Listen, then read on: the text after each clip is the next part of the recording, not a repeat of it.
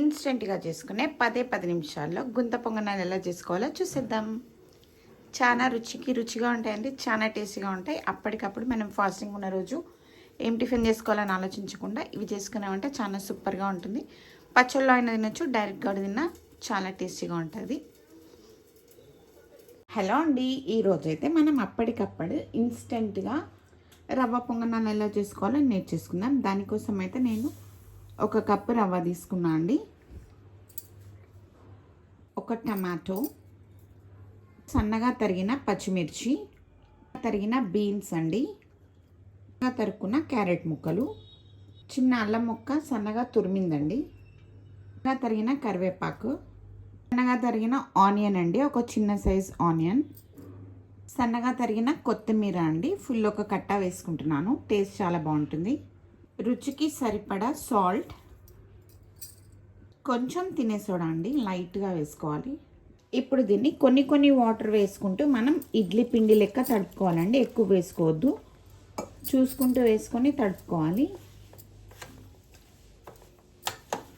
ఇడ్లీ పిండి మనకు ఎలా ఉంటుందో అంత అలా తడుపుకోవాలండి. ఎక్కువ పలచగా అయిపోతే కూడా మనకి పొంగనాలు అనేది సరిగ్గా రావు. నాకైతే ఈ గ్లాస్తో 1 గ్లాస్ వాటర్ అయితే పట్టాయండి. ఇప్పుడు దీన్ని ఒక 10 మినిట్స్ పక్కన పెట్టేసుకుంటే మనం రవ్వ అనేది వాటర్ని పీల్చేస్తుంది కదా, అప్పుడు మనం కావాలనుకుంటే మళ్ళీ కొన్ని వాటర్ వేసి అయితే మనం దీన్ని అడ్జస్ట్ చేసుకోవచ్చు. 10 మినిట్స్ తర్వాత మనకైతే ఇది పిండి అనేది కరెక్ట్గా నాని చక్కగా వచ్చిందండి. ఈ విధంగా ఉంటే సరిపోతుంది. చూస్తున్నారు కదా, ఇడ్లీ పిండి లెక్క ఉంటే చాలు. ఇంకా మనకి స్టవ్ వెలిగించేసుకొని గుంత పొంగనాలది కడాయి అయితే పెట్టేసుకున్నాను అండి. నేనైతే జిఆర్బి నెయ్యి అయితే వేసుకుంటున్నాను. కొంచెం మీకు నచ్చితే ఆయిల్ అయినా వేసుకోవచ్చు, నెయ్యి అయినా వేసుకోవచ్చు అండి. నెయ్యితో ఈ పొంగనాలు అనేది చాలా టేస్టీగా ఉంటాయండి.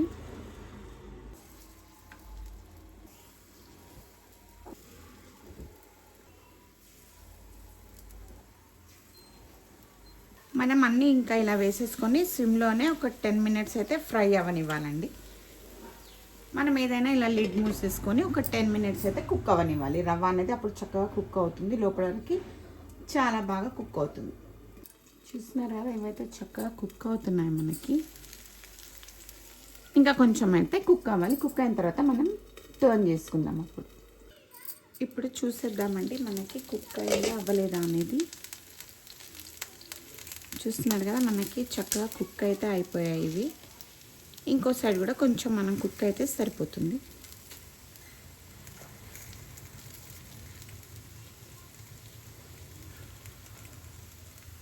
ఇప్పుడు ఇవన్నీ కూడా ఇంకో సైడ్ కూడా ఒక 2 మినిట్స్ కుక్ అవ్వనివ్వాలండి. ఇప్పుడు మనం మూత పెట్టుకోవాల్సిన అవసరం అయితే లేదు, ఇలాగే కుక్ అవుతాయి. ఎంతో టేస్టీగా ఉండే పొంగనాలు రెడీ. చూస్తున్నారు కదా ఎంత బాగున్నాయో. ఈ వీడియో కనుక మీకు నచ్చినట్లయితే లైక్ చేయండి, షేర్ చేయండి, నా ఛానల్ని సబ్స్క్రైబ్ చేసుకోండి. ప్లీజ్ లైక్ కూడా ఇవ్వండి. 10 నిమిషాల్లో మీకు వేడి టేస్టీ గుంత పొంగనాలు రెడీ.